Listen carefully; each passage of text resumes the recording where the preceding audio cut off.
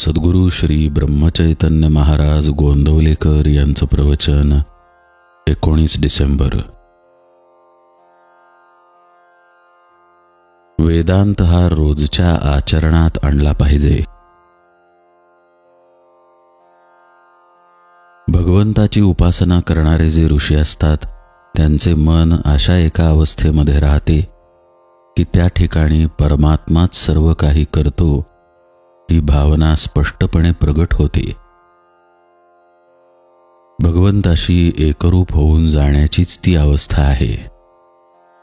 ऋषींचा मीपणा नष्ट झालेला असल्याने मी करतो, मी बोलतो, मी काव्य रचतो ही भावनाच त्यांना नसून परमात्मा करतो, परमात्मा बोलतो, परमात्मा मंत्र रचतो असा स्पष्ट आणि खरा अनुभव त्यांना येतो.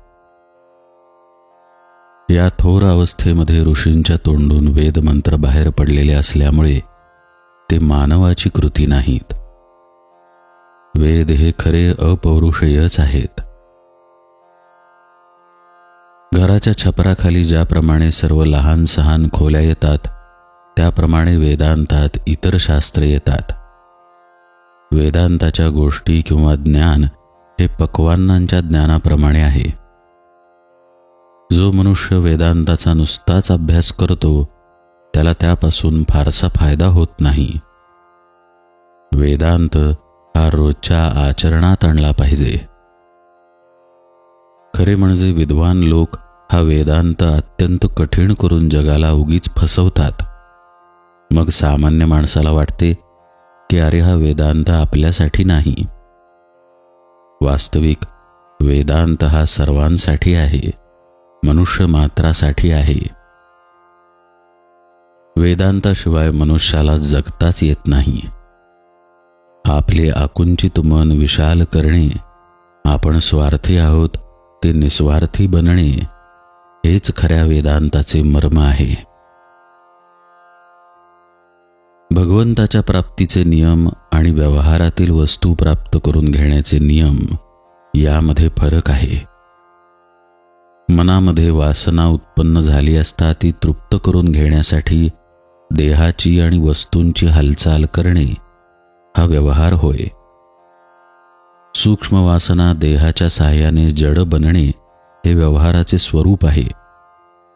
याच्या उलट भगवंत हा अत्यंत सूक्ष्म असल्याने त्याची प्राप्ती करून घेणे म्हणजे जडामधून सूक्ष्माकडे जाणे आहे. तेव्हा भगवंताचे साधन हेही जडामधून सूक्ष्माकडे पोहोचवणारे असले पाहिजे. जडदेहाशी संबंधित आणि सूक्ष्माशी निकट चिकटलेले असे साधन असेल तर ते एक नामच होय. जो नामात राहिला त्याचा वासनाक्षय झाला. पुष्कळ वेळा चांगले अधिकारी जीव एखाद्या लहानशा वासनेमुळे अडकून पडतात. मग ते अध्यात्मदृष्ट्या चांगल्या कुळामध्ये जन्म घेतात. तिथे त्यांची वासना तृप्त व्हायला वेळ लागत नाही, म्हणून ते लहानपणीच जग सोडून जातात. त्यांच्या मृत्यूचे दुःख करणे बरोबर नाही. वासना ही दुसऱ्या कोणत्याही उपायांनी तृप्त होण्यासारखी नसून आपण जर भगवंताजवळ वास ठेवला तरच ती नष्ट होते.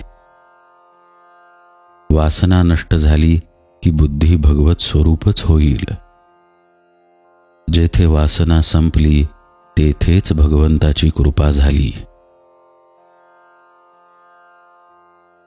प्रत्येक वेदमंत्राच्या आरंभी हरिओम असते, ते नामच आहे.